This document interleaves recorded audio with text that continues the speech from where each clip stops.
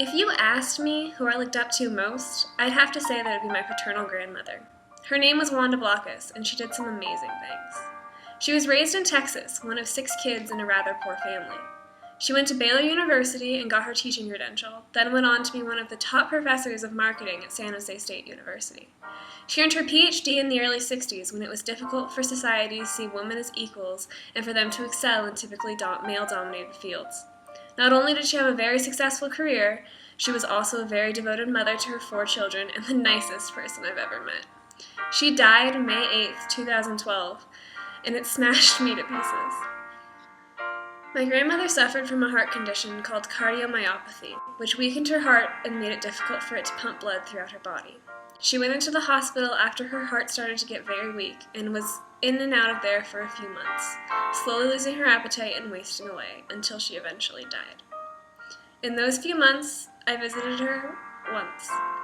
There was time to say a proper goodbye, and yet all I could muster was one measly visit, during which I could hardly look her in the eyes. I can remember being excited when my mom told me she was going to take me to visit my grandmother after school, but as we entered the room, I cowered behind my mother, trying to avert my gaze. For the woman in the hospital bed was not the woman I thought I was going to see that day. The grandmother I knew and loved was gone, and in her place was a shell that looked like her, but didn't have the strength that I so looked up to as a kid. I went home that night and told my parents that I couldn't go back, and since we all assumed that she would pull through, I just made a get-well card to send her, and we agreed that that would be enough. But was it? A few weeks later, I got a note in 5th period that I was being taken home, and when I heard the news, it immediately felt like my heart was being ripped out of my chest. But I didn't cry, at least not until that night when no one could hear. I kept a strong face because I thought that I had to be there for my dad more than I had to deal with my grandmother's death myself. It wasn't until the funeral when me and my sisters were reciting a poem that I broke down in front of everyone. Afterwards, everyone said that I spoke beautifully, but all I could think was that I could have done so much more. This is the guiltiest I've ever felt, and I still carry it with me today. I constantly think about what else I could have done.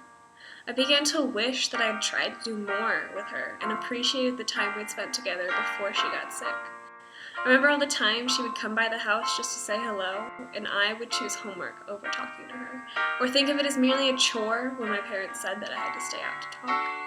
I should have welcomed the Sunday visits to church that she requested me and my sisters attend instead of looking for every possible way out of them. I wish I could go back, but what I learned from this experience is that death is final, and that we have to live in and make the most of the present.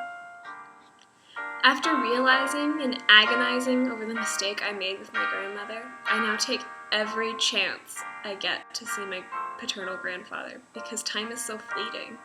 There's no time to cower away from things that may seem different or adverse to what you know because you'll never know when you get to do them again.